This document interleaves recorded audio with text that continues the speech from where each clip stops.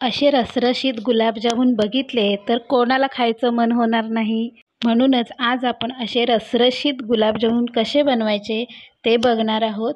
हे पहा, मी तुम्हाला जवळून दाखवते. एकसारखे असे आपले सर्व गुलाबजामुन तयार झालेले आहेत. तुम्ही पाहू शकता किती सुंदर कलर पण सुंदर आलेला आहे आणि गुलाबजामुनला कुठेही चिरा गेलेल्या दिसत नाहीत. चला तर मग आज आपण असे रसरशीत गुलाबजामुन प्रेमिक्सपासून बनवणार आहोत. हे मी गिट्सचं 200 ग्रॅमचं गुलाबजामुन प्रेमिक्सचं पॅकेट घेतलेलं आहे. हे पहा, मी जवळून दाखवते. या प्रेमिक्सच्या पॅकेटमागे संपूर्ण कृती दिलेली आहे, परंतु तरीही आपले गुलाबजामुन कधीतरी असे काळपट बनतात किंवा चिरा जातात. असं होऊ नये म्हणून आपण आज संपूर्ण प्रीमिक्स मोजून घेणार आहोत आणि संपूर्ण कृती मी तुम्हाला डिटेल्समध्ये सांगणार आहे. इथे आपण प्रीमिक्स कपाने मोजून घेतोय. अशा प्रकारचे जे कप मिळतात त्यामध्ये 1.5 कप इतकं हे प्रीमिक्स भरलेलं आहे. सर्वात प्रथम आपल्याला हे मोजूनच घ्यायचं आहे, म्हणजे आपला अंदाज चुकणार नाही. आता हे प्रीमिक्स आपल्याला छान मोकळं करून घ्यायचं आहे, कारण पॅकेटमध्ये असतं त्यामुळे त्याच्या गुठळ्या वगैरे झालेल्या असतात. ते असं आपल्याला पीठ छान मोकळं करून घ्यायचं आहे. आता या पॅकेटच्या मागे आपल्याला 100 ते 120 ml पाणी किंवा दूध वापरायचं आहे. आता इथे आपण दुधाचा वापर करणार आहोत. 120 ml म्हणजेच पाऊण कप इतकं हे दूध आपल्याला घ्यायचं आहे, परंतु सर्व दूध आपण एकत्र घालणार नाही. थोडं थोडं करून घालायचं आहे, म्हणजे आपल्याला अंदाज येतो की पीठ कितपत भिजलं आहे. थोडं थोडं करून घालायचं. थोडं दूध घालायचं आणि मिक्स करत जायचं. दुधाच्या ऐवजी तुम्ही पाण्याचा पण वापर करू शकता. फक्त कृती आपल्याला सेम करायची आहे.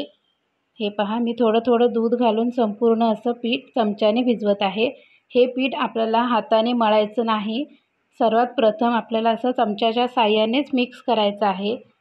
यामुळे काय फायदा होणार आहे ते मी तुम्हाला गुलाबजामुन वळताना सांगेन. हे पहा, इतपत आपल्याला अशी कन्सिस्टन्सी पाहिजे पिठाची. थोडं दूध उरलेलं आहे, म्हणजे पाऊण कपापैकी आपल्याला अर्धा कपच दूध लागलेलं आहे. आता हे पीठ मुरण्यासाठी आपण 10 मिनटं बाजूला ठेवायचं आहे. तोपर्यंत आपण चासणी बनवून घेणार आहोत. एका टोपामध्ये पॅकेटच्या मागे दिलेलं आहे प्रमाण, परंतु मी इथे कपाने दाखवते म्हणून सांगते. इथे मी 2 कप आणि अजून 1 कप म्हणजे 3 कप इतकं पाणी घेतलेलं आहे. टोप थोडा लहान वाटत होता म्हणून मी बदललेला आहे. आता 3 कप पाणी घेतलेलं आहे. त्यासाठी मी 1 कप आपण साखर घातलेली आहे, हा दुसरा कप आणि अजून पाऊण कप इतकी साखर आपण वापरलेली आहे. म्हणजेच आपण 3 कप इतकं पाणी घेतलेलं आहे आणि 2 कप आणि पाऊण कप इतकी आपण साखर वापरलेली आहे. आता ही चासणी आपल्याला एकदम पाक बनवण्यासाठी तारी पाक बनवायचा नाही आपल्याला, त्यामुळे फक्त साखर विरघळवून घ्यायची आहे. उकळ येते थोडी तोपर्यंत. साखर विरघळण्यासाठी आपण थोडं चमच्याने हलवून घेऊया. थोडंसं केशर घालून घ्यायचं, 4-5 काड्या. आपल्या चासणीला छान सुंदर कलर येतो आणि त्यामुळे गुलाबजामुनला पण सुंदर छान कलर येतो आणि खायला स्वाद देखील सुंदर लागतो, म्हणून थोडंसं केशर घालून घ्यायचं. आता आपण चासणीमधली साखर संपूर्ण विरघळवून घेणार आहोत आणि अर्धा चमचा इतकी मी वेलची पावडर इथे घातलेली आहे. हे पहा, चासणी छान उकळवून घ्यायची. जसं जसं साखर विरघळत जाते पाण्यामध्ये तसं तसं आपल्या चासणीला सुंदर कलर येतो, कारण आपण यामध्ये केशर घातलेलं आहे. चासणी तयार होते तोपर्यंत आता आपण 10 मिनटं झालेली आहेत. प्रीमिक्स बघूया. जे आपण पीठ भिजवून ठेवलेलं आहे ते थोडंसं सुक्कं सुक्कं वाटते, तरी पण मी थोडंसं वळून बघते तूप लावून हाताला. एखादा गुलाबजामुन व्यवस्थित तयार होतो आहे का चेक करायचं आहे, कारण आपण जास्त प्रमाणात गुलाबजामुन बनवतो त्यावेळी ही पद्धत खूप महत्त्वाची आहे. हे पहा, थोडासा तडा जातो आहे गुलाबजामुनला असं मला वाटतं आहे, म्हणजे थोडं थोडं पीठ सुकं वाटतं आहे. म्हणून जे आपलं दूध मगाशी पाव कप उरलेलं आहे ते मी थोडंसं घालून अजून एकदा पीठ थोडं हाताच्या साहाय्याने मळून घेणार आहे. आता आपण हाताने पीठ मळू शकतो, कारण पहिल्यांदा कसं आपल्याला थोडं दूध त्यामध्ये पिठामध्ये छान मुरण्यासाठी आपण पहिल्यांदा चमच्याने मिक्स केलेलं आहे. हे पहा, चमच्याने मिक्स करून कसं छान मुरलं जातं ना. हाताला हे पहा असं लागतं ना पीठ, त्यामुळे ते थोडं वेस्ट होतं. म्हणून आपल्याला आता थोडंसं तूप लावून घ्यायचं हाताला आणि गुलाबजामुन छान वळून घ्यायचे आहेत.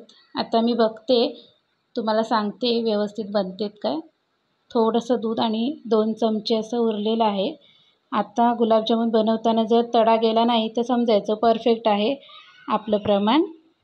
म्हणजे संपूर्ण पाऊण कप इतकं दूध लागत नाही.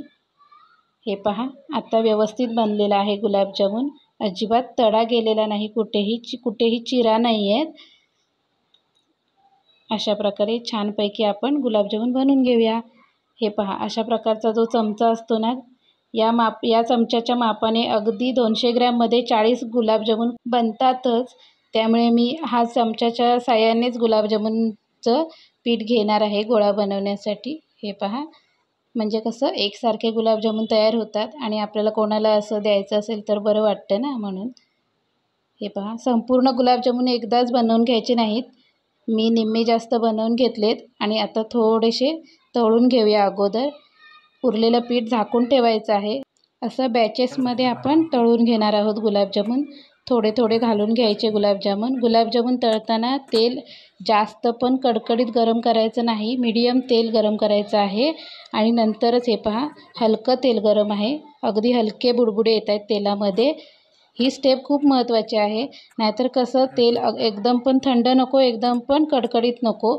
नाहीतर मग गुलाबजामुन तुम्ही कितीही छान वळले ना तरीसुद्धा ते असे चिरा जातात जर तेलामध्ये तळताना प्रॉब्लेम झाला तर. हे पहा आता आपल्याला गुलाबजामुन फक्त असे तेलात हलवायचे आहेत. गुलाबजामुनला जास्त टच नाही करायचं, तेल थोडं हलवायचं चमच्याच्या साहाय्याने. हे पहा ते स्वतःच फुलून येतात. किती सुंदर फुलले आहेत बघा. डबल टिबल साईजचे होतात. आपण आता तळताना डबल साईजचे होतात आणि पाकामध्ये चासणीमध्ये घातल्यानंतर ते ट्रिपल साईजचे होतात. हे पहा असं सुंदर सोनेरी रंगावरती आपल्याला गुलाबजामुन तळून घ्यायचे आहेत. असे सर्व गुलाबजामुन आपण तळून घेऊया. हे पहा मी थोडे एका प्लेटमध्ये काढून घेतलेले आहेत. आता जी चासणी आपण तयार करून घेतलेली आहे, हे पहा किती सुंदर कलर आलेला आहे चासणीला. चासणी आपल्याला फक्त साखर विरघळवून घ्यायची आहे. जास्त आपल्याला चासणी असं घट्ट पाक बनवायचं नाही, त्यामुळे मी पुढची पद्धत तुम्हाला दाखवली नाही. आता तयार झालेल्या चासणीपैकी मी निम्मी चासणी एका भांड्यामध्ये काढून घेऊन त्यामध्ये आता गुलाबजामुन घालून घेते. असं पसरट भांडं घ्यायचं, म्हणजे कसं गुलाबजामुन छान मुरतात. हे पहा थोडे गुलाबजामुन या भांड्यामध्ये घालून घेते आणि जी उरलेली चासणी आहे त्यामध्ये बाकीचे घालून घेते. मी तुम्हाला दाखवते समोरासमोर. गुलाबजामुनची चासणी बनवताना कसं पाक वगैरे बनवण्याची आवश्यकता नाही. साखर आपल्याला विरघळवून घ्यायची असते आणि जेवढं प्रमाण आहे त्यामध्ये अगदी परफेक्ट बनते चासणी. त्यामुळे आता आपण थोडा वेळ झाकून ठेवूया. अर्धा ते पाऊण तासानंतर गुलाबजामुन परफेक्ट अगदी मुरले जातात. अजून जास्त ठेवले तर अजून जास्त मोठे मोठे होतात. हे पहा अर्ध्या तासानंतर गुलाबजामुन मी तुम्हाला दाखवत आहे. हे पहा छान मुरलेले आहेत, परंतु अजून मला असं वाटतंय की थोडा वेळ ठेवायला पाहिजेत, कारण चासणी पूर्ण अशी आतपर्यंत गेली पाहिजे ना, म्हणून.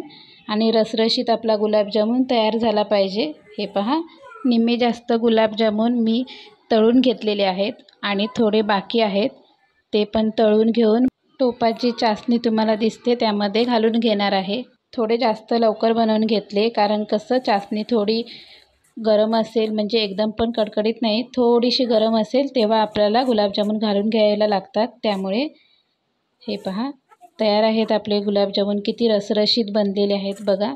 पहिला अर्धा तास नंतर मी अजून 20 मिनटं गुलाबजामुन चासणीमध्ये ठेवले होते. आत्ता तुम्ही बघू शकता किती सुंदर गुलाबजामुन तयार झालेले आहेत. नक्की रेसिपी ट्राय करा आणि कशी वाटली ती नक्की कमेंटमध्ये सांगा. हे पहा किती सुंदर रसरशीत गुलाबजामुन आपला तयार आहे. चासणी संपूर्ण अशी आतमध्ये गुलाबजामुनला लागलेली आहे. हे पहा जवळून दाखवते. रेसिपी कशी वाटली नक्की सांगा.